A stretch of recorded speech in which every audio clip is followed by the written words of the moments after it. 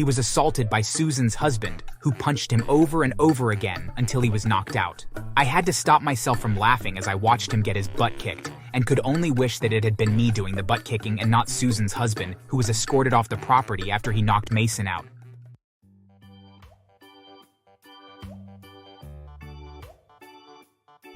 Hi there, my name is Gary, and I have quite the story to share with you.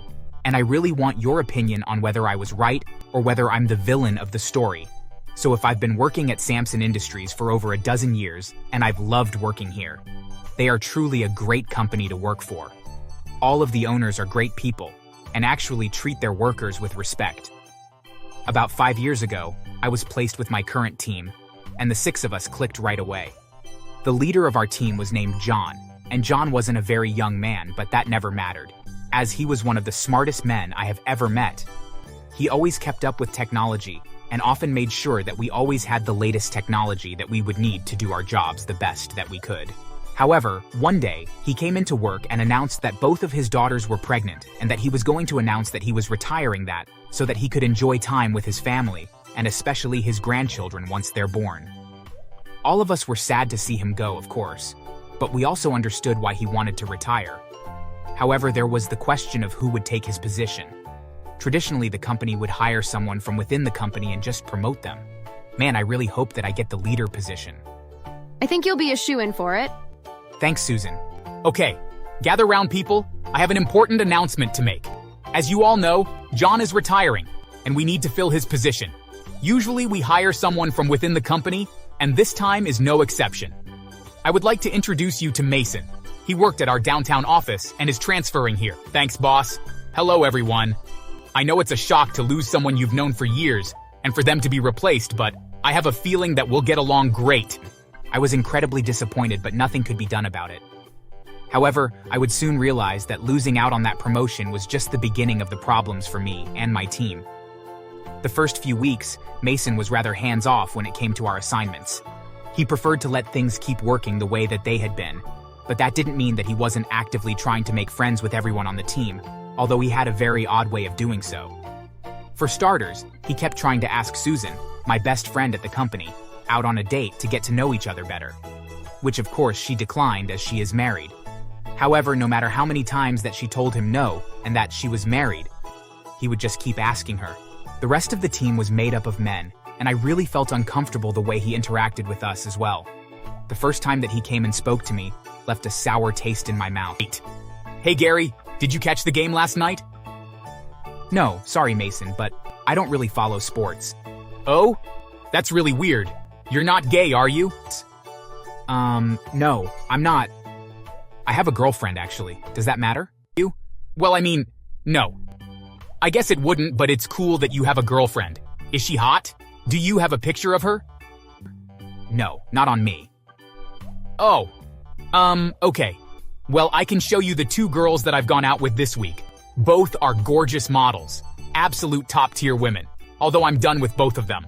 Good thing I have a date with someone else for Friday. Good for you? Yeah. I never go on more than 4 dates with someone. I can't be tied down. Only losers date long-term. Hey, next time show me a picture of your girlfriend. I want to know if she's better looking than Susan.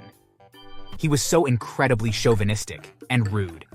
He had no business asking me for a picture of my girlfriend, and, as Susan's friend, it bothered me the way he was treating her. But short of going and complaining to human resources, I didn't really know what to do, and even then, it was my word against his. As the weeks turned into months, Mason began to feel more comfortable, and he began to throw his weight around a bit. At first, it was just small things, like he began having a team meeting first thing in the morning at 8. We would sit in one of the meeting rooms, and he would bark orders at us and repeat phrases that coaches would say to encourage their teams. It felt so cliché and unnecessary, but it was also mandatory. He also split the team up into 4 smaller teams to tackle projects. We were paired up with another team member and were assigned tasks that we had to finish. Mason paired himself up with Susan, which I knew made her incredibly uncomfortable. Angrily, I just focused on my work. I wanted to find a way to prove to the bosses that I was more qualified for the position, but I could only really do that when Mason was gone, and I either had to wait for him to really screw up, or for him to eventually transfer or be promoted again.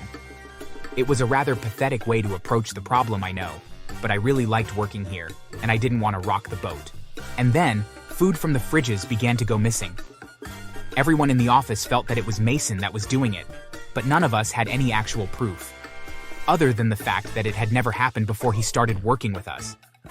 As if that wasn't bad enough, Mason called me into his office and demanded that I do a large portion of his work for him. Even though he was the team leader, he was still responsible for making reports and research, but he felt that he should offload all that work onto me. Hey Gary, listen, I need more time to focus on my managerial duties.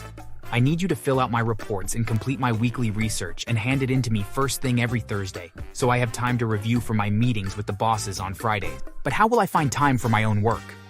I'll be forced to work a lot of overtime. You'll find a way to make it work, but I don't want you to pick up overtime. I want to make some budget cuts to our team, and I won't be able to if you start getting a bunch of overtime.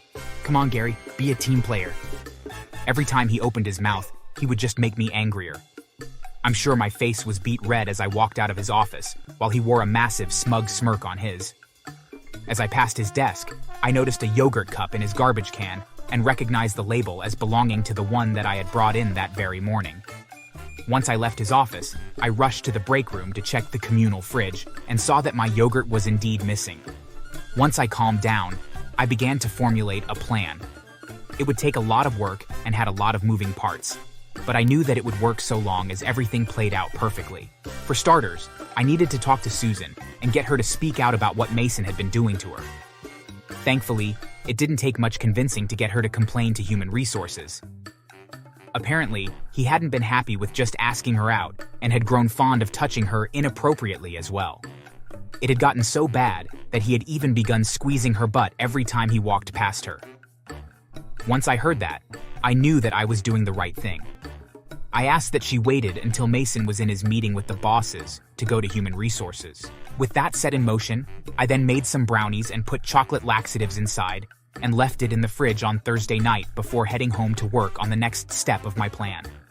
I needed to make Mason look incompetent in the eyes of the bosses, and so I prepared some very terrible reports along with research that would be seen as incredibly poorly done.